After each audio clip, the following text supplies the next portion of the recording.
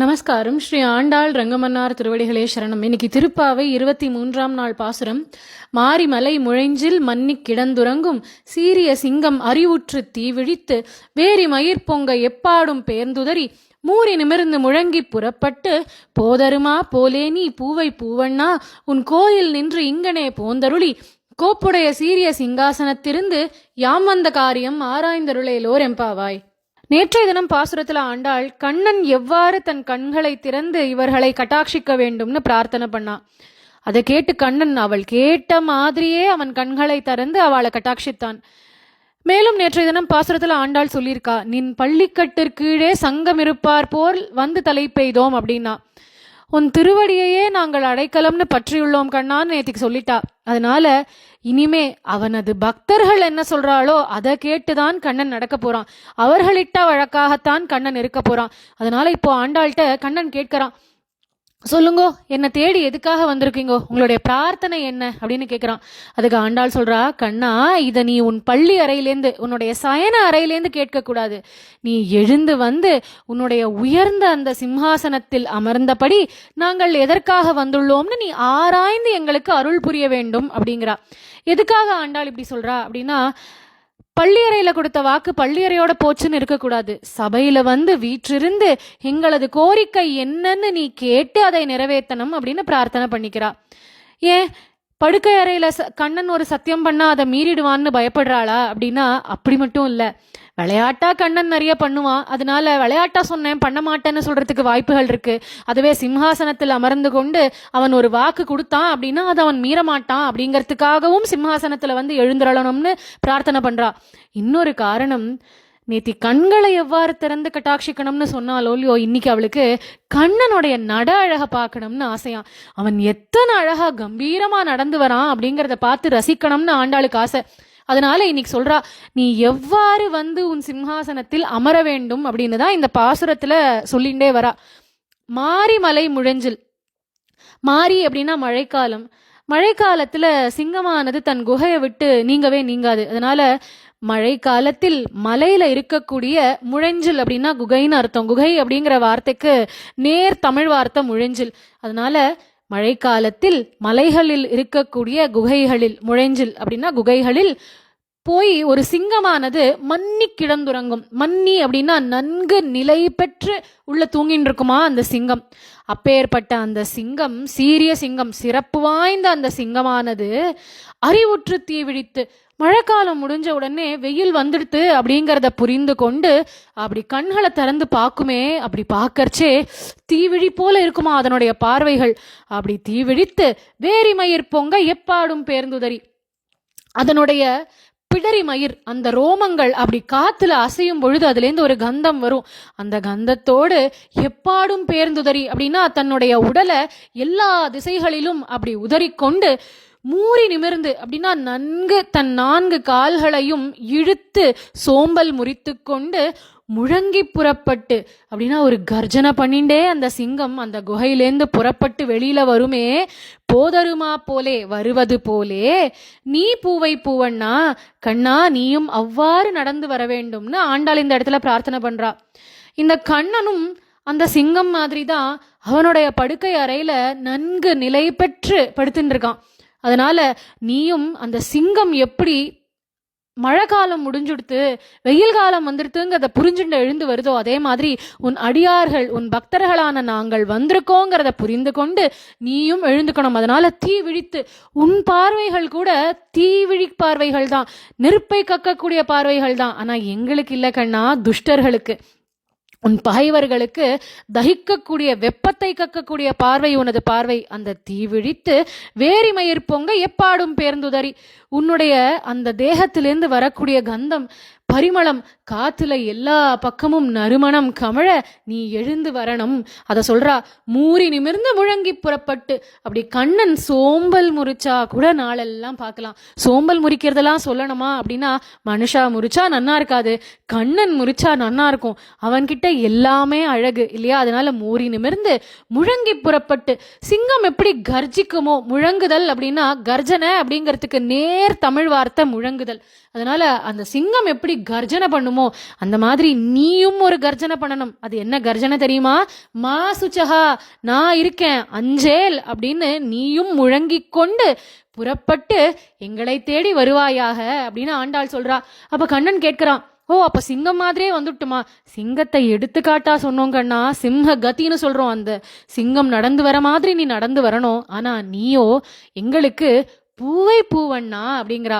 எங்களிடத்துல நீ பூ போல மிருதுவாக நடந்துக்கணும் அப்படிங்கிற ஆண்டாள் இந்த இடத்துல. இப்ப கண்ணனுக்கே சந்தேகம் வருது, அது எப்படி சிங்கம் மாதிரி சீற்றத்தோட கர்ஜனையோட நடந்து வரணுங்கிறேள், பின்னாடியே பூ போல மிருதுவா நடந்துக்கணுங்கிறேள், ரெண்டும் எப்படி பண்ண முடியும் அப்படிங்கிறான். ஏன் உனக்கா சாத்தியம் இல்ல? நரசிம்மாவதாரத்துல நீ பண்ணலையா கண்ணா? அதை நினைச்சுதான் ஆண்டாள் இந்த இடத்துல இதை சொல்றா. ஏன்னா பெருமாள் தன் மடியில ஹிரண்யகசிபுவை கிடத்தி அவரது நகங்களால் அவனை கிழிச்சார். கோபத்தோட இருக்கு அவருடைய கண்கள். அதே கண்கள் பிரகலாதனை பார்க்கறச்சே கருணை பொங்கும் கண்களாக இருந்தது. ஒரே சமயத்துல ஒருத்தரால கோபத்தையும் அன்பையும் வெளிப்படுத்த முடியாது, ஆனா அது பெருமாளால முடியும். அதனால ஆண்டாள் சொல்றா, உன்னுடைய நடை அழகு, அந்த சிம்ம கத்தியில நீ நடந்து வரணும், ஆனா எங்களிடத்துல ஒரு பூ போல மிருதுவாக நீ நடந்துக்கணும்.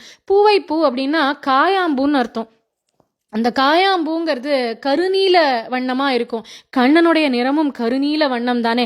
அதனால பூவை பூவண்ணா, உன் கோயில் நின்று நீ சயனத்தில் இருக்கியே, அந்த சயன அறையில் இருந்து இங்கனே போந்தருளி. இங்கனே அப்படின்னா இது ஒரு வட்டார வழக்கு. இந்த மதுரை பக்கத்துல பேசுவா இல்லையா, அந்த வட்டார வழக்கு. அது இங்கனேன்னா இவ்விடத்திற்கு, போந்தருளி அப்படின்னா எழுந்தருளி, கோப்புடைய சீரிய சிங்காசனத்திருந்து யாம் வந்த காரியம் ஆராய்ந்தருளேலோர் எம்பாவாய்.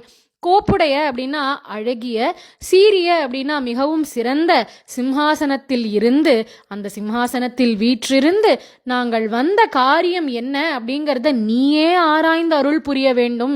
ஏன்னா எங்களுக்கு பிரார்த்தனை பண்ணிக்க கூட தெரியாது. இது ஆண்டாள் நம்மளை முன்னிட்டு தான் சொல்றா. நமக்கு தான் பெருமாள் இடத்துல பிரார்த்தனை பண்ணிக்க தெரியாதுன்றதுனால இந்த பாசுரத்தை ஆண்டாள் இப்படி அமைச்சிருக்கா. எங்களுக்கு என்ன வேண்டிக்கணும், எங்களுக்கு நல்லது எது கெட்டது எதுன்னு எங்களுக்கு தெரியாது கண்ணா, அதனால நீயே எங்களுக்கு நல்லது எது கெட்டது எதுங்கிறத ஆராய்ந்து அருளேலோர் எம்பாவாய் அப்படிங்கிறா. இந்த பாசுரம் தொடங்கறச்சேவே எல்லாருக்கும் தெரிஞ்சிருக்கும் இன்னைக்கு என்ன சரித்திரத்தை அனுபவிப்போம் அப்படின்னு. பிரகலாத சரித்திரம் தான். பல முறை பல பேர் சொல்லி கேட்டிருந்தாலும், பல படங்கள்ல பிரகலாத சரித்திரம் பார்த்திருந்தாலும், மீண்டும் மீண்டும் ஒருத்தர் சொல்றச்சே போரும்னு தோணாம இன்னும் கேட்கணும் இன்னும் கேட்கணும்னு கேட்க வைக்கக்கூடிய சரித்திரங்கள் தான் பெருமாள்து.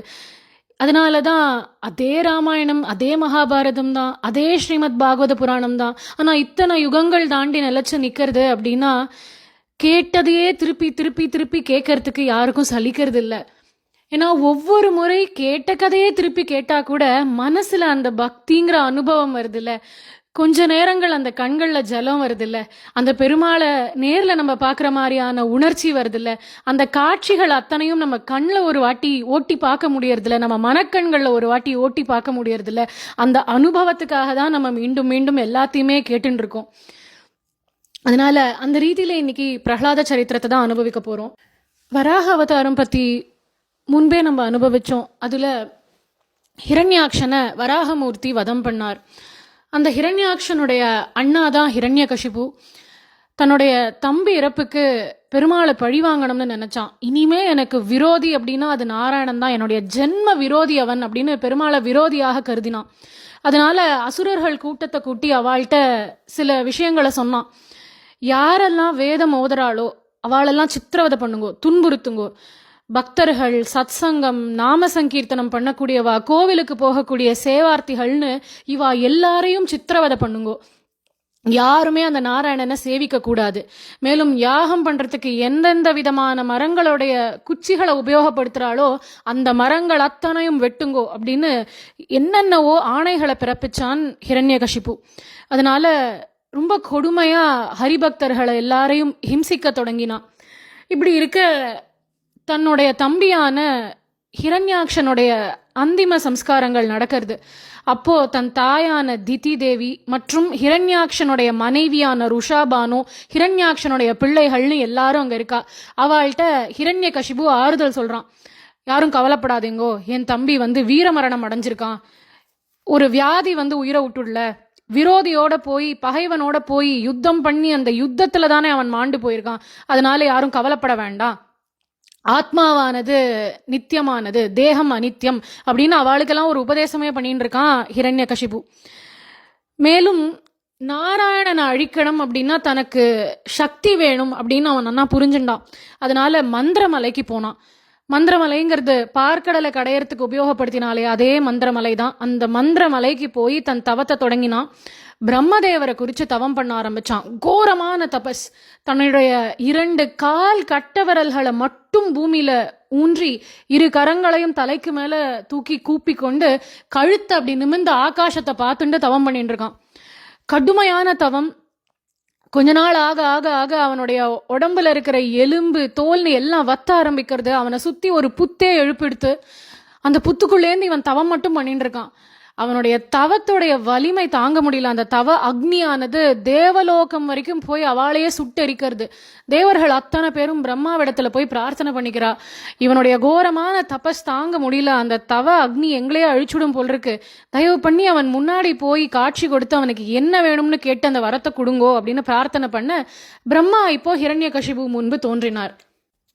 பிரம்மா வந்தது கூட தெரியாம ஹிரண்யகசிபு தவத்திலேயே இருக்கான். அதனால பிரம்மா தன் கையில இருந்த கமண்டல ஜலத்தை அந்த புற்றின் மேல தெளிக்கிறார். அந்த புத்து அப்படியே விலகித்து உள்ளேந்து ஹிரண்யகசிபு இப்ப வெளியில வந்தான். அப்படியே எலும்பும் தோலுமா இருக்கான். பிரம்மாவுடைய அனுகிரகத்தால அவனுடைய பழைய தேகத்தை அவன் மீண்டும் பெற்றான். இப்போ பிரம்மா கேட்கிறார், சொல்லுப்பா உனக்கு என்ன வரம் வேணும் அப்படின்னு. இப்போ ஹிரண்யகசிபு சொல்றான், ஒரே வரம் தான், எனக்கு சாகா வரம் வேணும், மரணம் எனக்கு ஏற்படவே கூடாது அப்படிங்கிறான். பிரம்மா சொல்றார், அந்த மாதிரி வரம் யாருக்குமே கிடையாது. யாராவது ஒருத்தர் பிறந்தாச்சு அப்படின்னா பிறப்புன்னு ஒரு நாள் இருந்தா இறப்புன்னு ஒரு நாள் நிச்சயம் உண்டு. அதை மாத்தி எழுதவே முடியாது. அதனால வேற வரம் ஏதாவது கேள் அப்படிங்கிறார். பிரம்மாவே சொல்லி கொடுக்குறாரு அவனுக்கு, வேணும்னா உன் மரணம் எப்படி அமையணும்னு வேணா நீ கேட்டு வரம் வாங்கிக்கோ அப்படிங்கிறார். அதுக்கு அவன் சொல்றான் ஹிரண்யகசிபு, மரணம் எப்படி அமையணுங்கிறத விட எப்படியெல்லாம் எனக்கு மரணம் வரக்கூடாதுன்னு நான் சொல்றேன், அந்த வரங்கள் கொடுங்கோ அப்படின்னு கேட்க பிரம்மா சொல்றார், சரி கேளு நான் கொடுக்குறேன் அப்படிங்கிறார். இப்போ ஒன்னொன்னா ஹிரண்யகசிபு கேட்க தொடங்குறான். 7 வரங்கள் கேட்கிறான். முதல் வரம், உங்களால படைக்கப்பட்ட எந்த ஒரு உயிராலையும் எனக்கு மரணம் வரக்கூடாது 1. 2வது, வீட்டுக்கு உள்ளேயும் மரணம் வரக்கூடாது, வீட்டுக்கு வெளியவும் எனக்கு மரணம் வரக்கூடாது 3. பகல்லையும் மரணம் வரக்கூடாது, இரவுலையும் மரணம் வரக்கூடாது 4வது, எந்த ஆயுதத்தாலும் எனக்கு மரணம் வரக்கூடாது 5வது, பூமியிலையும் மரணம் வரக்கூடாது, வானத்திலையும் எனக்கு மரணம் வரக்கூடாது 6வது, எனக்கு மனிதனாலும் மரணம் ஏற்படக்கூடாது, ஒரு மிருகத்தினாலும் மரணம் ஏற்படக்கூடாது அப்படின்னா. 7வது வரம், உயிருள்ள பொருளாலும் மரணம் ஏற்படக்கூடாது, உயிரற்ற பொருளாலும் மரணம் ஏற்படக்கூடாது அப்படின்னா. அத்தனைக்கும் பிரம்மா ததாஸ்து அப்படின்னுட்டார். சரி அப்படியே ஆகட்டும் அப்படின்னுட்டார். இப்போ நேர ஹிரண்யகசிபு காரிய வைகுண்டத்துக்கு போனான். நாராயணனை தேடி போவோம், நாராயணனை சண்டைக்கு இழுப்போம் அப்படின்னு போனான். காரிய வைகுண்டத்துக்கு போனா அங்க பெருமாளே இல்லை. அங்க இருக்கிறவா சொல்றா, அங்க இருக்கிற நித்திய சூரிகள் எல்லாரும் சொல்றா, பெருமாள் இங்க இல்ல, எங்க இருக்காருன்னு தெரியல அப்படின்னு. ஹிரண்யகசிபு உடனே முடிவு பண்ணிட்டான், இந்த ஹரி என்னை பார்த்து பயந்து இங்கேருந்து ஓடிட்டான் அப்படின்னு. எல்லா லோகங்களுக்கும் போய் பெருமாளை தேடினான். 14 லோகங்களுக்கும் போனான். எங்கேயுமே பெருமாள் இல்லை. அதனால போன 14 லோகங்களையும் இவனே ஜெயிச்சான். அத்தனை உலகங்களையும் ஜெயிச்சான். எங்கேயுமே பெருமாள் இல்லை. அப்போ பெருமாள் எங்க அப்படின்னா, பெருமாள் எங்க போனாலும் இவன் பெருமாளை கண்டுபிடிச்சிடுவான் அப்படின்னு பெருமாள் அவனுடைய மனசுல போய் ஒளிஞ்சுட்டார். ஏன்னா தன் மனசை திறந்து பார்த்துதான் ஒருத்தன் தேட மாட்டான்னு அவருக்கு தெரியும். அதனால அவன் மனசுக்குள்ளேயே போய் ஒளிஞ்சுட்டார் பெருமாள். பெருமாள் ஏன் இப்படி போய் ஒளிஞ்சுக்கணும்? இவனை கண்டு அவருக்கு என்ன பயமா? இல்ல, இவன் பெருமாளை போய் பார்த்துட்டான் அப்படின்னா இவ 2 பேருக்கும் போர் நிச்சயம் நடக்கும். அந்த போர்ல கண்டிப்பா பெருமாள் ஹிரண்யகசிபுவை வதம் பண்ணிடுவார். அப்புறம் எப்படி நம்மளுக்கு பிரகலாத சரித்திரம் கிடைக்கும்? அந்த பாகவதோத்தமனை பத்தி நம்ம எப்படி இன்றளவும் அனுபவிக்கிறோமே இதெல்லாம் அனுபவிக்க முடியும்? நமக்கு தெரியணும் இல்லையா, இப்படி ஒரு குழந்தை இருந்தான், பெருமாள் மேல மாறாத பக்தி கொண்டிருந்தான், பெருமாள் மேல அசைக்க முடியாத நம்பிக்கை வச்சுட்டு இருந்தான்றத நமக்கு தெரிய வைக்கணும். அந்த குழந்தைக்காக நான் ஓடோடி வந்தேங்கிறத நமக்கு பெருமாள் புரிய வைக்கணும். இத்தனையும் நிகழ்த்தனம் அப்படின்னா அதுக்கு இந்த ஹிரண்யகசிபு இன்னும் கொஞ்ச காலங்கள் உயிரோட வாழணும். அதுக்காக அவனை பார்க்காம அவனை தவிர்த்தார் பெருமாள். இப்போ இவன் என்ன பண்ணினா, பெருமாள் எங்கேயும் பார்க்க முடியல, எல்லா லோகங்களையும் இவன் ஜெயிச்சாச்சு. அதனால தானே தெய்வம் அப்படின்னு இந்த செல்ஃப் ப்ரொக்ளைம்டா சொல்லிப்பா பாருங்கோ, நான் தான் கடவுள்னு அப்படி சொல்லிக்க ஆரம்பிச்சான். இனிமே எல்லா பூஜைகளையும் நிறுத்துங்கோ, நான் தான் பெருமாள், நான் தான் கடவுள், இனிமே எல்லா பூஜைகளும் எனக்கு தான் நீங்கள் பண்ணணும் அப்படின்னா. இந்த ஹிரண்யகசிபு நாராயண நாமத்தை யாரும் ஜபிப்பதற்கே தடை போட்டு வச்சிருக்கான். யாரும் பெருமாள் நாமாவை கூட ஜபிக்க பயப்படுறா. அதனால தேவர்கள் எல்லாரும் பெருமாளினுடைய திருப்பார்கடல் இருக்கக்கூடிய திசையை நோக்கி வணங்கி பெருமாள்கிட்ட பிரார்த்தனை பண்ணிக்கிறா. பிரபோ, இவன் அட்டூழியங்களுக்கெல்லாம் ஒரு முடிவே இல்லையா, இவனுக்கு நீங்கள் சீக்கிரம் ஒரு முடிவு கட்டக்கூடாதா அப்படின்னு பிரார்த்தனை பண்ண பெருமாள் அசரீரியாக பேசுறார் தேவர்கள்ட்ட. நீங்க யாரும் கவலைப்பட வேண்டாம், கொஞ்சம் காலம் பொறுத்துக்கோங்க, சீக்கிரமே இவனை நான் அழிப்பேன் அப்படிங்கிறார். மேலும் பெருமாள் சொல்றார், அவன் தேவர்களையும் வேதங்களையும் வேதம் ஓதுபவர்களையும் சாதுக்களையும் தர்மத்தையும் எப்போ பழிக்க ஆரம்பிச்சானோ, பசுவை துன்புறுத்தினானோ, தர்மத்தை அழிக்க தொடங்கினானோ, அப்போவே இவனுடைய அழிவு அப்படிங்கிறது உறுதின்னு ஆயிடுத்து. அதனால என் கையால் அவன் அழிவது நிச்சயம், கொஞ்ச காலம் பொறுத்துக்கோங்கன்னு பெருமாள் சொல்றார். தேவர்கள் கேட்கிறா, அந்த கொஞ்ச காலம்ங்கிறது எவ்வளோ காலம் பெருமாளே, எப்போ இவனை அழிப்பேங்கோ அப்படின்னு கேட்கிறா. அப்போ பெருமாள் சொல்றார், இந்த ஹிரண்யகசிபுவுக்கு பிரஹ்லாதன் அப்படின்னு ஒரு மகன் இருக்கான், மிகச்சிறந்த விஷ்ணு பக்தன். என்னைக்கு இவன் என் பக்தனான பிரஹ்லாதனை துன்புறுத்த தொடங்குறானோ விரைந்து இவன் அழிவான் அப்படின்னு பெருமாள் சொல்றார். ஹிரண்யகசிபுவுக்கு பிரஹ்லாதனை தவிர இன்னும் 3 மகன்கள் உண்டு. ஹ்லாதன், அனுஹ்லாதன், சங்ஹ்லாதன், பிரஹ்லாதன் அவனுக்கு 4 பிள்ளைகள். அதுல இந்த ஹ்லாத அப்படிங்கிற வார்த்தைக்கு என்ன பொருள் அப்படின்னா ஆனந்தம்னு அர்த்தம். பிரஹ்லாத அப்படின்னா பேரின்பம், பேரானந்தம் அப்படின்னு அர்த்தம். அந்த பேரை சொல்லச்சேவே நமக்கும் பேரானந்தத்தை கொடுக்கறான், அந்த பெருமாளுக்கே பேரானந்தத்தை கொடுக்கக்கூடியவன் இந்த பிரஹ்லாதன். அதனால அவனுக்கு பிரஹ்லாதன் அப்படிங்கிறது அவனுடைய பெயர். இந்த பிரஹ்லாதன் தான் பிறந்ததிலிருந்தே வேதம் படிச்சவாழ்கிட்ட பக்தியோட இருக்கான், சத்தியமே பேசுவான், நல்லொழுக்கத்தோட இருக்கான், தன் புலன்கள் அத்தனையும் கட்டுப்படுத்தி வச்சிருக்கான். குழந்தைதான் ஆனாலும் புலனடக்கத்தோட இருக்கான்.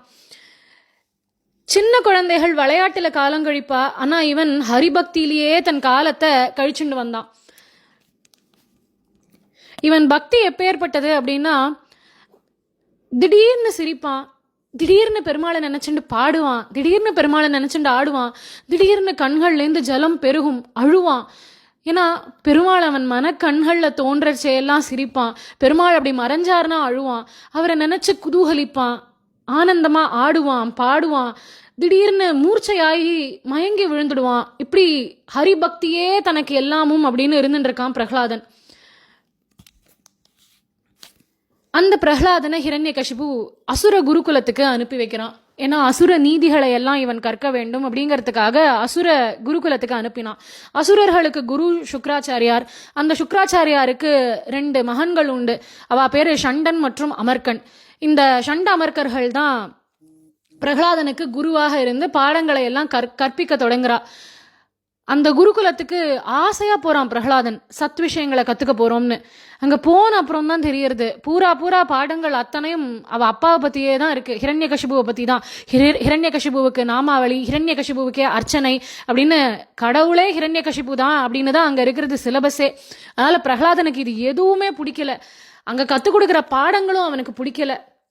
இருந்தாலும் அங்க அனுப்பியிருக்காளேன்னு அங்க இருந்துட்டு இருக்கான். ஆனா சொல்லி கொடுக்குற எதையும் அவன் காதுகள்ல வாங்குறதே கிடையாது. அவனுக்கு அவனுடைய ஹரிபக்தி அவ்வளவுதான். இப்படியே கொஞ்ச காலம் பாடங்கள் எல்லாம் பிரஹ்லாதன் கத்துக்கிறான். அதுக்கப்புறம் ஹிரண்யகசிபு அவனை கூப்பிட்டு ஒரு சோதனை பண்ணி பார்ப்போம், தேர்வு வச்சு பார்ப்போம் தன் பிள்ளைக்குன்னு கேள்வி கேட்கிறான். கண்ணா பிரஹ்லாதா, நீ சொல்லு, நீ கத்துண்ட விஷயத்திலேயே மிகவும் நல்ல விஷயம் அப்படின்னா நீ எதை சொல்லுவ, எனக்கு சொல்லு அப்படிங்கிறான். துளியும் யோசனை பண்ணாம பிரஹ்லாதன் உடனே பதில் சொல்றான், நாராயணன் திருவடியை தியானிப்பது ஒன்றே நான் கற்ற விஷயங்களில் சிறந்த விஷயம் அப்படின்ட்டான். வந்தது கோபம் ஹிரண்யகசிபுவுக்கு. பெருமாளே இல்லைன்னு சொல்லிட்டு இருக்கான் அப்பா, பெருமாள் தான் எனக்கு எல்லாம், அவன் திருவடியை தான் தியானம் பண்ணுவேன்னு சொல்றான் புள்ள. ஹிரண்யகசிபு ரொம்ப கோபமா சண்டாமர்கர்களை பார்க்கறான். பார்த்து, இதுதான் நீங்க பாடம் நடத்தின லட்சணமா, இதுதான் சொல்லி கொடுத்துட்டு இருக்கேளா குருகுலத்துல அப்படின்னு கேட்கறான். அதுக்கு அவா சொல்றா, சத்தியமா இதை நாங்க சொல்லி தரல பிரபோ, இந்த மாதிரி பாடங்களெல்லாம் எங்களுக்கு முதல்ல எடுக்கவும் தெரியாது, இதை இவன் எங்க இருந்து கத்துண்டான்னு எங்களுக்கு தெரியல, நாங்க இதை நடத்தல, இதை நாங்கள் சொல்லி கொடுக்கல அப்படின்னு சண்டாமர்கர்கள் சொல்றா. ஏன்னா ஹிரண்யகசிபு சொல்றான், விசாரிங்கோ, இது எங்கேருந்து இவனுக்கு வந்ததுன்னு விசாரிங்கோ அப்படிங்கிறான். ஏன்னா அவனுடைய பொறுப்புக்கு கீழே இருக்கிற எந்த இடத்துலயும் நாராயண நாமமே ஒலிக்காதபடி வச்சுட்டு இருக்கான். அப்படி இருக்க இந்த பையனுக்கு மட்டும் அந்த நாராயண நாமம் எங்கேருந்து வந்ததுன்னு அவனுக்கு தெரியல, தெரிஞ்சுக்கணும்னு நினைக்கிறான். சண்டாமர்க்கர்களும் பிரகலாதனை திருப்பியும் குருகுலத்துக்கு கூட்டிட்டு போய் மிரட்டி உருட்டி பாடம் நடத்தி பார்க்குறா. அந்த ஹரிபக்தியை மறந்துடு அப்படின்னு அவனை மறக்க வைக்கணும், மற்ற விஷயங்கள் எல்லாம் அவனுக்கு சொல்லித்தரணும், அசுர நீதி சொல்லித்தரணும்னு முயற்சி பண்றா. ஆனா அந்த நாராயணன் நாமத்தின் ருச்சி ஒருத்தன் மனசுல ஒரு முறை ஒட்டி நிறுத்து அப்படின்னா அதை பெயர்த்து எடுக்கவே முடியாது. உந்தன்னோடு உறவேல் நமக்கிங்கு ஒழிக்க ஒழியாதுங்கிற ஆண்டாள். அந்த மாதிரி அவன் நாமத்து மேல ஏற்படுற ருச்சி மேலும் மேலும் அதுல ஈடுபடணும்னு ஆசையை தூண்டுமே தவிர அவனை மறக்கணும்னு நம்மளை நினைக்கவே வைக்காது. அதனால பிரகலாதனால அந்த நாமத்தை விட்டெல்லாம் வர முடியாது. ஆனாலும் சண்டாமர்க்கர்கள் பிரகலாதனை அந்த நாமாவை மறக்க வைக்கணும், ஹரிபக்தியை மறக்க வைக்கணும்னு முயற்சி பண்றா. ஆனா எதுவும் நடக்கல. மீண்டும் ஹிரண்யகசிபு பிரகலாதனை அழைச்சு தேர்வு வைக்கணும் அப்படின்னு முடிவு பண்ணி குழந்தைய கூப்பிட்டு கேள்வி கேட்கிறான். கண்ணா, அன்னைக்கு ஏதோ நடக்கக்கூடாதுன்னு நடந்துடுத்து, நானும் ஏதோ உன்னிடத்துல கடிந்து பேசிட்டேன், அதெல்லாம் மறந்துடும்.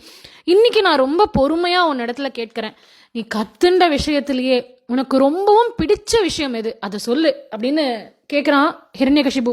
பிரகலாதன் இப்போ சொல்றான், ஸ்ரவணம் கீர்த்தனம் விஷ்ணோஹோ ஸ்மரணம் பாத சேவனம் அர்ச்சனம் வந்தனம் தாஸ்யம் சக்கியம் ஆத்ம நிவேதனம் இது பும்சார்பிதா விஷ்ணோ பக்திஷ்சே நவலக்ஷணா கிரியேத பகவதி அத்தா தன்மையே அதீதமுத்தமம் அப்படிங்கிறான் பிரகலாதன்.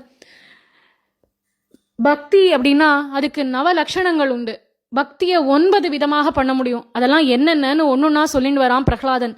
ஸ்ரவணம், பகவானுடைய குணங்களையும் அவனுடைய கதைகளையும் காதார கேட்கறது. ஏன்னா நம் செவி வழியே உள்ள புகுந்து நம்ம மனசுல போய் அமரக்கூடியவன் அந்த பெருமாள்.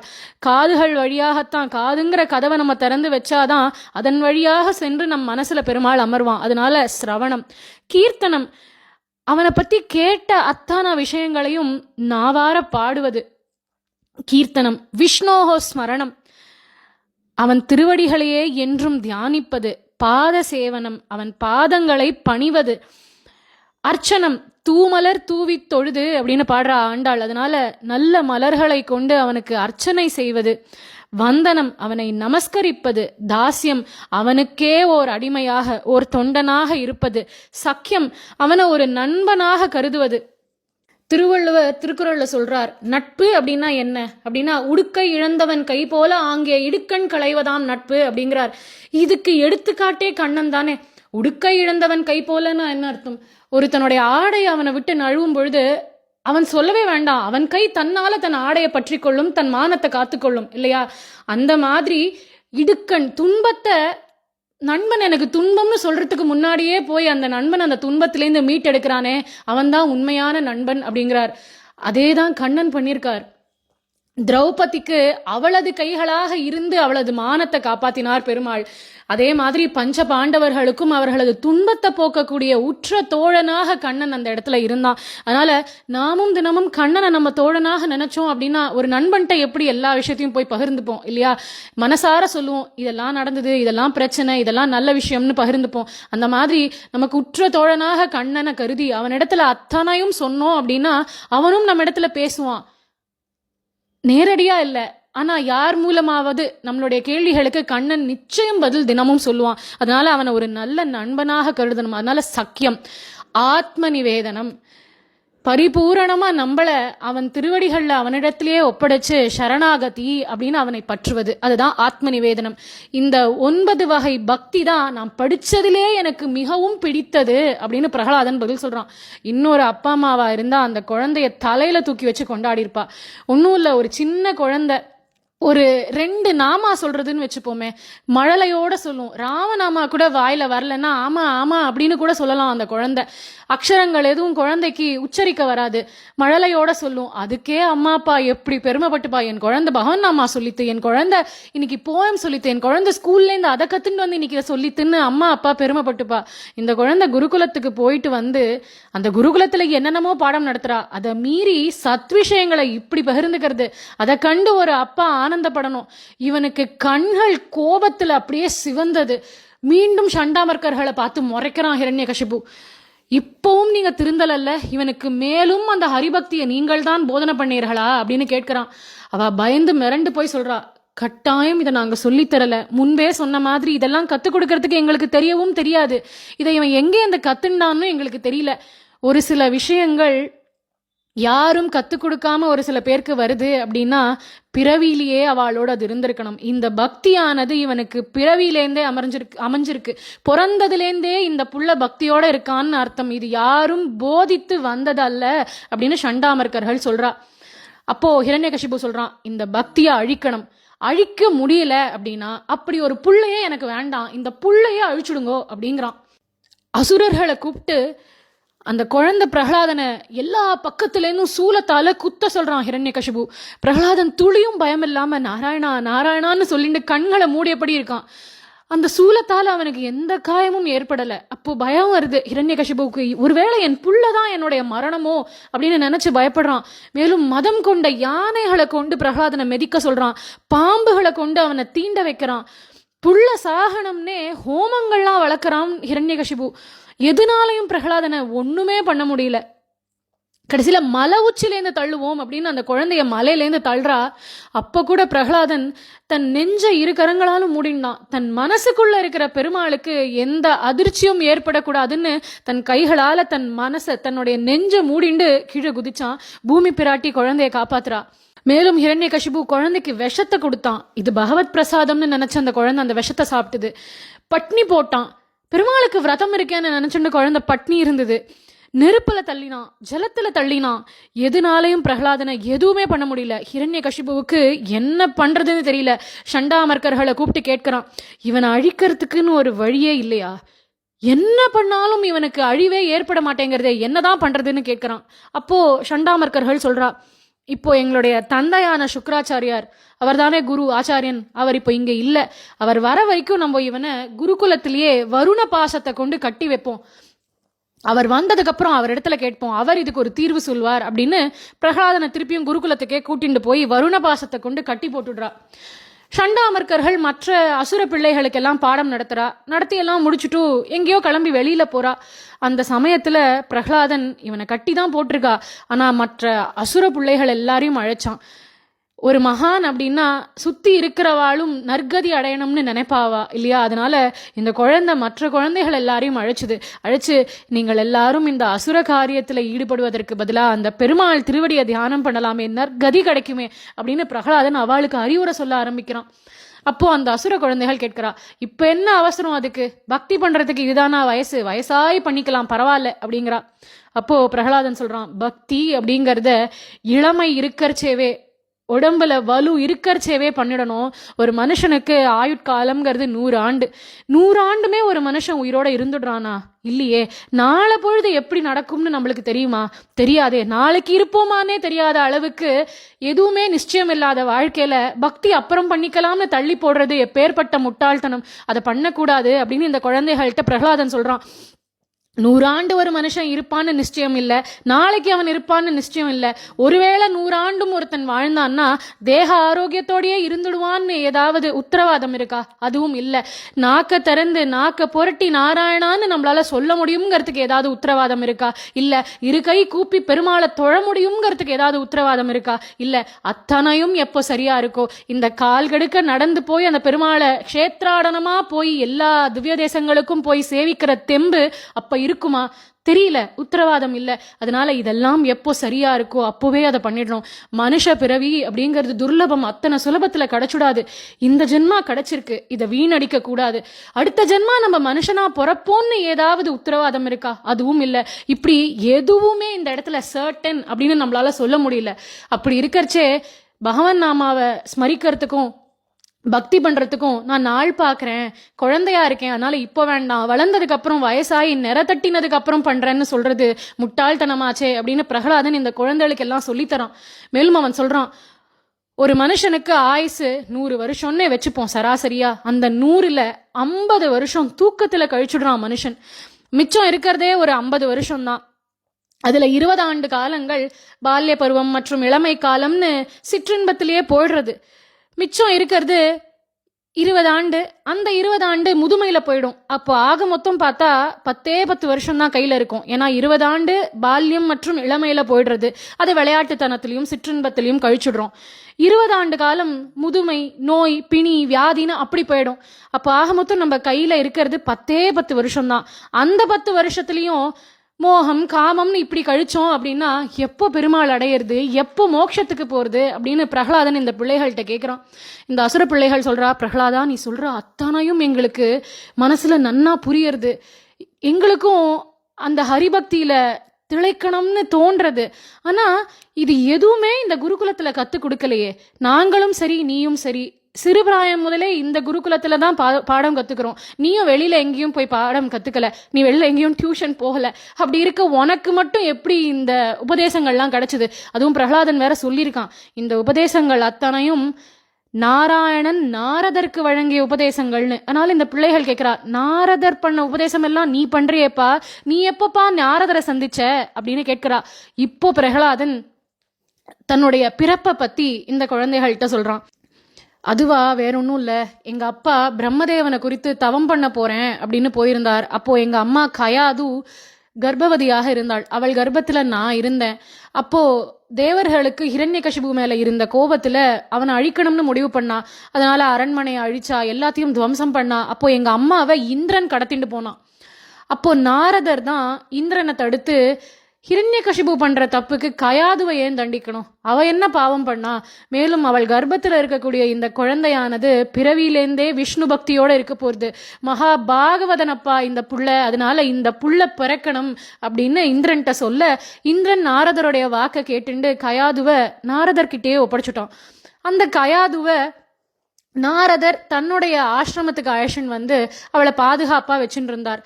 இப்படி பிரகலாதனுடைய பிறப்பை பத்தி தெரிஞ்சுட்ட அந்த அசுர குழந்தைகள் பிரகலாதன்ட்ட சொல்றது, பிரகலாதா எங்களுக்கும் அந்த ஹரிநாமத்து மேல ஒரு ஈடுபாடு வந்துருது, நாங்களும் இனிமே அந்த பெருமாளுடைய திருவடியை தான் தியானிக்க போறோம், இந்த குருகுலத்துல சொல்லி கொடுக்குற எதையும் இனிமே நாங்கள் கேட்பதாக இல்லை அப்படின்னு அந்த குழந்தைகள் சொல்றா. சண்டாமர்க்கர்களுக்கு நன்னா தெரியறது, இந்த பிள்ளைகளுடைய நடத்தையில ஒரு மாறுதல். முன்போல இவா யாரும் பாடங்களை கற்கிறது இல்லைன்னு அவளுக்கு தெரிய வர நேர ஹிரண்யகசிபுவின் இடத்துல போய் இந்த மாற்றத்தை பத்தி சொல்றா. பிரகலாதன் தான் இவாளையும் மனசு எல்லாத்தையும் மாத்தி வச்சிருக்கான் அப்படின்னு சொல்ல, ஹிரண்யகசிபுவுக்கு இப்போ கோபம் உச்சிக்கு போயிடுத்து. இவனை திருத்தணும்னு குருகுலத்துக்கு அமிச்சா அங்க இருக்கிற பிள்ளைகளையும் இவன் மாத்திட்டு வந்துட்டானேன்னு ரொம்பவும் கோவப்படுறான் ஹிரண்யகசிபு. இழுத்துண்டு வாங்குவான் அவனை இங்க அப்படிங்கிறான். பிரகலாதனை ஆஷன் வந்து ஹிரண்யகசிபு முன்னிலையில நிறுத்துறா. ஹிரண்யகசிபு கோபத்தோட பார்க்குறான் பிரகலாதனை. பிரகலாதன் தைரியமா நிற்கிறான். ஹிரண்யகசிபுவுக்கு மேலும் கோபம் அதிகரித்து கேட்குறான், உனக்கு எப்படிடா எங்கேருந்துடா வருது இந்த தைரியம் அப்படிங்கிறான். என்னை பார்த்து அத்தனை பேரும் பயப்படுறா, அத்தனை லோகங்களையும் ஜெயிச்சிருக்கேன்னா என் முன்னாடி உன்னால எப்படிடா இப்படி தைரியமா நிற்க முடியறது அப்படிங்கிறான் ஹிரண்யகசிபு. உன்னை பலவாறு அழிக்கணும்னு முயற்சி பண்ணியும் அழிக்க முடியல, எங்கேந்து வருது உனக்கு இந்த பலம், யார் கொடுக்குறா உனக்கு இந்த பலம் அப்படிங்கிறான். அப்போ பிரகலாதன் சொல்றான், எனக்கு மட்டும் இல்லப்பா, உனக்கும் அந்த பலத்தை கொடுப்பது ஹரி, நாராயணன் ஒருத்தன் தான் நமக்கு பலத்தை கொடுக்குறான், அவன்தான் நம் அனைவருக்கும் ஆதாரமாக இருப்பவன் அப்படிங்கிறான். இதை கேட்டு இன்னும் கோபம் வருது ஹிரண்யகசிபுவுக்கு. கேட்குறான், நாராயணன் நாராயணன் அவன் தான் பலத்தை கொடுக்குறாங்கிறியே, அவன் பயந்து போயிருக்கான்டா, என்னை பார்த்து பயந்து போயிருக்கான், வைகுண்டத்திலேயே அவன் இல்லை, நான் போய் தேடிட்டு வந்தனே அவனை பார்க்க முடியலையே அப்படின்னு. அதுக்கு குழந்தை சொல்றான், பக்தியோட பார்த்தாதான்ப்பா அவன் கண்களுக்கு தெரியுமா, பக்தி அப்படிங்கிற கண்ணாடியை எடுத்து கண்களில் மாட்டின்டாதான் நம் கண்களுக்கு நாராயணன் புலப்படுவான், அகங்காரத்தோட போய் தேடினா அவனை எங்கும் நீ பார்க்க முடியாது அப்படிங்கிறான். சொல்லுடா எங்கடா இருக்கான் அவன் ஹரி அப்படின்னு ஹிரண்யகசிபு கேட்க குழந்தை பதில் சொல்றான், எங்க இல்லப்பா அவன் எங்க இல்ல, ஒரு அணுவை 100 கூறு போடு, அந்த ஒரு கூறுலயும் இருப்பான் என் ஹரி, அந்த மேரு மலை இருக்கே அந்த மலையிலும் என் ஹரி இருக்கான், உன்னிலும் இருக்கான் என்னிலும் இருக்கான், ஏன் உன் அரண்மனையில நீ பார்த்து அளந்து கட்டிருக்கியே இந்த தூணிலும் என் ஹரி இருக்கான் அப்படிங்கிறான் குழந்தை. ஹிரண்யகசிபு கேட்கிறான், எது இந்த தூண்ல இருக்கானா, சொல்லுடா இந்த தூண்ல இருக்கானாடா உன் ஹரி அப்படின்னா. அதுக்கு பிரகலாதனுடைய பதில், தூண்ல இருக்கான், இருப்பான், வருவான் அப்படியெல்லாம் பதில் சொல்லல. ஸ்தம்பே திருஷ்யதி அப்படின்னா, இந்த தூண்ல நான் என் நாராயணனை பார்க்கிறேன் அப்படின்னுட்டான். இருக்கான்னு சொல்லல, இருப்பான்னு இல்லாம சொல்லல, இந்த தூண்ல நான் என் பெருமாளை பார்க்கிறேன், என் கண்ணுக்கு என் பெருமாள் தெரியறான்னு சொல்லிட்டான். அதுதான் பிரகலாதனுடைய நம்பிக்கை. இப்போ கோபத்தோட தன் கதையை உயர்த்தி அந்த ஸ்தம்பத்தை ஓங்கி அடிச்சான் ஹிரண்யகசிபு. ஸ்தம்பம் பிளந்தது. 14 லோகங்களும் நடுங்கிறது. அப்பேற்பட்ட பேரொலி. இவன் அடிச்சதால எழும்பின ஒலி அல்ல, உள்ளேந்து வரப்போறானே அந்த மூர்த்தி, அவனுடைய ஒலி அது. கர்ஜனை கேட்கறது, அட்டகாசமான சிரிப்பு சத்தம் கேட்கிறது. 2 துண்டுகளாக பிளந்தது அந்த ஸ்தம்பம். அதன் உள்ளேந்து ஒரு ரூபம், யாரும் இதுவரை பார்த்திராத ஒரு ரூபம். இவன் மனிதனா மிருகமான்னு சொல்ல முடியல. கழுத்துக்கு மேல சிங்க ரூபம், கழுத்துக்கு கீழே நரனாக மனிதனாக இருக்கான் அந்த பெருமாள். எங்குமுளன் கண்ணன் என்ற மகனை காய்ந்து இங்கில்லையால் என இரணியன் தூண் புடைப்ப அங்கு அப்பொழுதே அவன் வீய தோன்றிய என் சிங்கப்பிரான் பெருமை ஆராயும் சீர்மைத்தேன்னு பாடுறார் நம்மாழ்வார். இந்த இடத்துல முக்கியமான வார்த்தைகள் அங்கு அப்பொழுதே. எல்லா இடத்துலயும் கண்ணன் இருக்கான்னு அந்த குழந்தை சொன்னா அதை நம்பல ஹிரண்யன். உடனே கேட்கிறான், இந்த தூண்ல இருக்கானா அப்படின்னு. அங்கு அப்பொழுதே அப்படின்னு வச்சார் ஆழ்வார். அங்கு இந்த ஸ்தம்பத்திலேருந்தே வெளியில வருவேன்னு வந்தார் பெருமாள். இன்னொரு ஸ்தம்பத்திலேருந்து வரல. இன்னொரு ஸ்தம்பத்திலேருந்து இன்னொரு இடத்துல இருந்து வந்திருந்தா அப்போ இந்த தூண்ல பெருமாள் இல்லைன்னு ஆயிருக்கும் இல்லையா? அதனால அங்கு இப்போ அடிச்சியா, இன்னும் கொஞ்சம் நாழி கழிச்சு வரமாட்டேன்டா, நீ அடிச்ச மாத்திரமே அந்த க்ஷணமே வருவேன்னு வந்தார். அங்கு அப்பொழுதே அவன் விய தோன்றிய என் சிங்கப்பிரான் பெருமை ஆராயும் சீர்மைத்தேன்னு கர்ஜனை கேட்க, அட்டகாசமான சிரிப்பு சத்தம் கேட்க, பாகவத புராணம் வர்ணிக்கிறது அந்த பெருமாள் எப்படி இருந்தார்னு. வானளாவி நிற்கிறார் நரசிம்மமூர்த்தி, விஸ்வரூபமாக தெரிகிறார் அந்த பெருமாள். அவர் கழுத்துக்கு மேல சிங்க ரூபம், கழுத்துக்கு கீழே மனித உடல். அவருடைய கண்கள் எப்படி இருக்குன்னு பாகவத புராணம் சொல்றது. பழுக்க காய்ச்சி ஊற்றிய தங்கம் எப்படி செவசவன் இருக்குமோ அப்படி சிவந்த கோபத்தை கொண்ட கண்களாம். என் பக்தனை கஷ்டப்படுத்தினியா, என் குழந்தைய நீ வருத்தினியா அப்படின்னு அந்த கண்கள் அலப்பாயிருது. கோபத்தை கொண்ட அந்த கண்கள், நெருப்ப கக்கக்கூடிய அந்த கண்கள். அதுக்கு கீழே அவருடைய நாசியும் அவருடைய திருவாயும் எப்படி இருக்குன்னா மலையில இருக்கக்கூடிய குகைகளை போல இருக்கான். அவருடைய வாயும் அவருடைய மூக்கும், அவருடைய 2 கோரை பற்கள் அவ்வளவு கூர்மையாக இருக்கான். கோரை பற்கள் நர நர நரன் அந்த பற்களை கடிக்கிறார் அந்த நரசிம்மர். அவருடைய நாக்கு வெளியில நீட்டி சுழற்றார். அந்த நாக்கை பார்க்கறதுக்கு எப்படி இருக்கான், ஒரு கத்திய அப்படி பெருமாள் தன் வாயிலேருந்து நீட்டி சுழட்டினா எப்படி இருக்கும் அந்த அளவுக்கு கூர்மையா இருக்கான் அவருடைய நாக்கு. அவருடைய தாவாங்கட்டை நடுவுல ஓடக்கூடிய நரம்பினால பிளக்கப்பட்டு 2 பாகங்களாக காட்சி அளிக்கிறதாம்.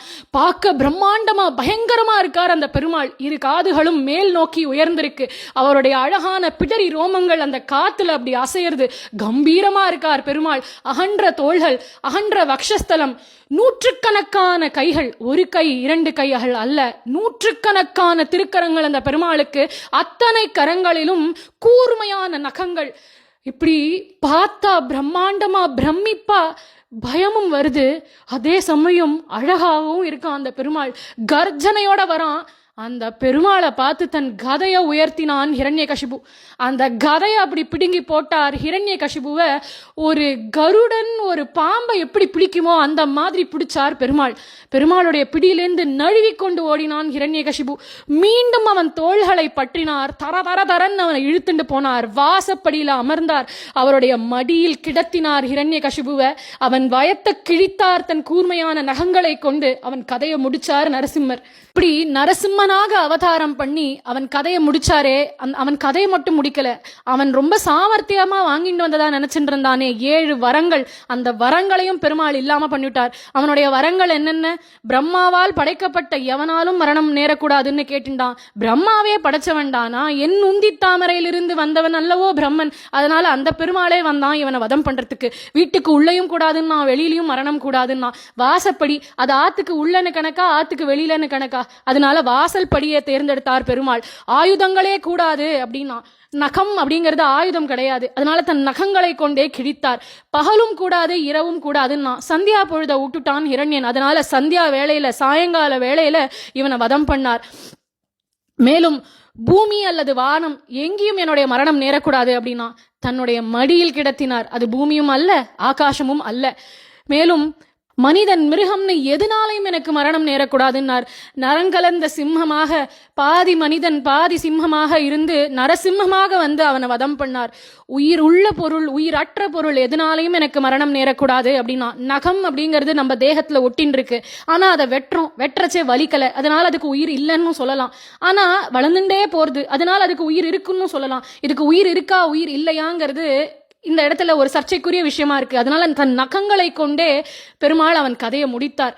இவ்வாறாக ஹிரண்யகசிபுவை வதம் பண்ண அந்த பெருமாள் அங்கிருந்து எழுந்தார். நேர நடந்து போய் ஹிரண்யன் இத்தனை நாள் அமர்ந்த அவனுடைய ஆசனத்துல போய் பெருமாள் தான் அமர்ந்தார். பெருமாளுக்கு அந்த ஆசனத்தின் மேல ஆசையெல்லாம் இல்லை. அடுத்து இந்த ஆசனத்துல தான் குழந்தை பிரகலாதனை அமர்த்தி அவனுக்கு பட்டாபிஷேகம் பண்ண போறார். இத்தனை நாள் அந்த ஹிரண்யகசிபு அமர்ந்த ஆசனமாச்சே, அதுல தோஷம் பட்டிருக்குமே, அதை சுத்தி பண்ணணும்னு நினைச்சார். பரம பவித்திரமான தன்னையே கொண்டு அந்த இடத்துல அமர்த்தி கொண்டார் பெருமாள். அதனால அந்த ஆசனம் இப்போ சுத்தி ஆயிடுத்து. அன்னிலேந்து வெறும் ஆசனமாக இருந்தது சிம்ஹாசனம்னு மாறித்து. இன்றளவும் எல்லாரும் அதை சிம்ஹாசனம்னு தான் சொல்றா. ஆண்டாள் அவள் பாசுரத்துல சொல்றாளே, மாறி மலை முழஞ்சில் மன்னி கிடந்துறங்கி சீரிய சிங்கம் அறிவுற்று தீவிழித்து வேரி மயிர் பொங்க எப்பாடும் பேர்ந்துதறி மூறி நிமிர்ந்து முழங்கி புறப்பட்டு போதருமா போலே நீ பூவை பூவண்ணா அப்படிங்கிறா. பெருமாளுடைய கோபத்தி அடங்கவே இல்லை, கோபத்தோடையே இருக்கார் அவர்.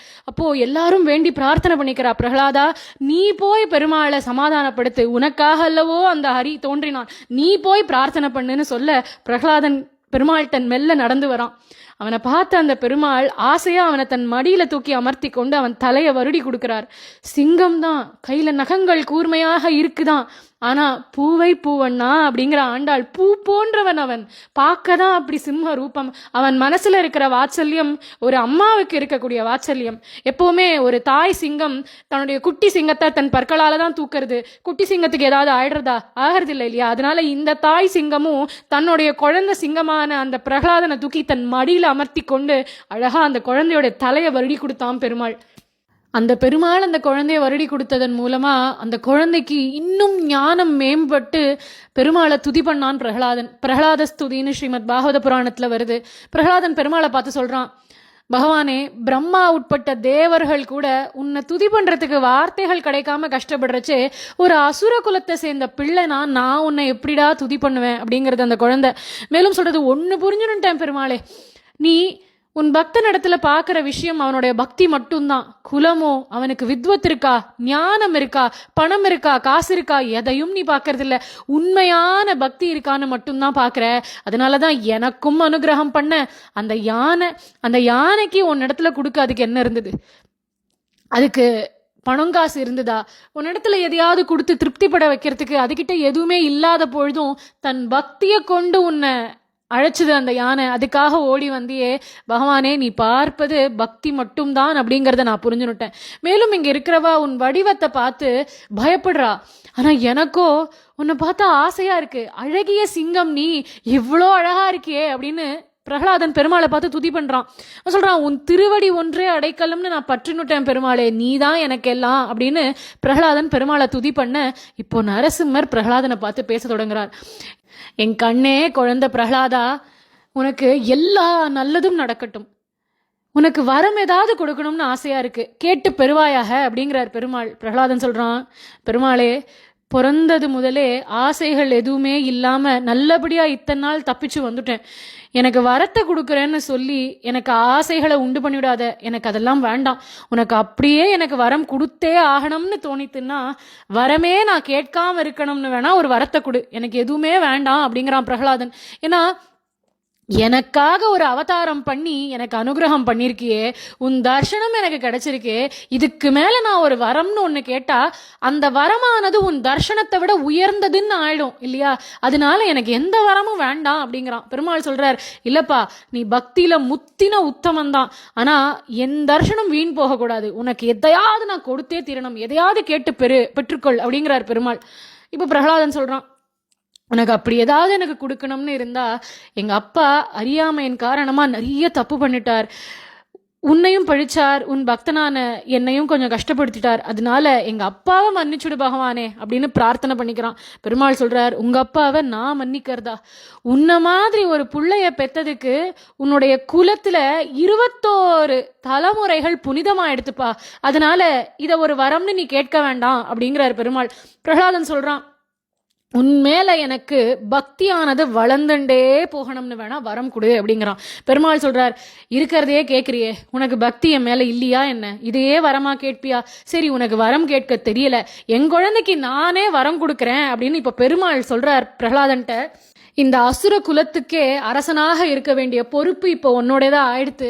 மேலும் மாறிப்போன தர்மங்கள் அத்தனையும் நீயே ஸ்தாபனம் பண்ணி இல்வாழ்க்கையிலும் ஈடுபட்டு யாகங்கள் எல்லாத்தையும் பண்ணி என்னையே நீ ஆராதிப்பாயாக அப்படின்னு பெருமாள் பிரகலாதனுக்கு சொல்றார். மேலும் சொல்றார், உன்னுடைய பிறவியின் முடிவில் உனக்கு மோட்சமும் கிட்டும். நீ பண்ண இந்த ஸ்துதியை யாரெல்லாம் பாராயணம் பண்றாளோ அவளுடைய பாபங்கள் அத்தனையும் விலகும் அப்படின்னு பெருமாள் பிரகலாதனுக்கு வரம் கொடுத்தார். மேலும் இப்போ தேவர்கள் மற்றும் பிரம்மாவை பார்த்து பெருமாள் சொல்றார், அந்த ஹிரண்ய வதம் முடிஞ்சதுக்கு அப்புறம் பெருமாள் கொஞ்ச நாளை கோபமா இருந்தாரே, அந்த கோபத்துக்கான காரணத்தை பெருமாள் சொல்றார். பிரம்மாவையும் தேவர்களையும் பார்த்து, நீங்க எல்லாருக்கும் கேட்கிற வரத்தெல்லாம் வாரி வழங்கறதுக்கு முன்னாடி கொஞ்சம் யோஜனை பண்ணி வரங்களை கொடுங்கோ. ஏன்னா ஒரு பாம்பின் வாயில கொண்டு பால் வார்க்கிற மாதிரி நீங்கள் கொடுக்கக்கூடிய வரங்கள் அமைகின்றன. அதனால என் பக்தனான பிரகலாதன் இப்போ எவ்வளோ கஷ்டப்பட்டான். அதனால வரங்களை வழங்கறதுக்கு முன்னாடி கொஞ்சம் எச்சரிக்கையாக இருங்கோ அப்படின்னு பெருமாள் இவாளை எல்லாரையும் எச்சரித்தார். மேலும் அழகான லக்ஷ்மி நரசிம்மனாக பிரகலாதனுக்கு பெருமாள் இப்போ காட்சி கொடுக்கிறார். மடியில தாயார் அமர்ந்து கொண்டு அந்த அழகிய சிம்மமான பெருமாளினுடைய திருமுகத்தை தரிசிக்கணும்னு தான் அவனுடைய வக்ஷஸ்தலத்திலேருந்து இறங்கி அவனது மடியில அமர்ந்தபடி அவன் முகத்தையே பார்த்துட்டு இருக்காளாம் தாயார். இவ்வாறாக ஆபத்துனாலும் கஷ்டம்னாலும் அந்த குழந்தை பிரகலாதனுக்கு வந்த அந்த அழகிய சிங்கர் நமக்கும் நம்மையும் காக்க ஓடி வருவார் அப்படிங்கிற நம்பிக்கையோட நாமும் அவன் திருவடியை பற்றி கொள்வோம். நாளைய தினம் நாளைய பாசுரத்தை அனுபவிப்போம். ராதே கிருஷ்ணா.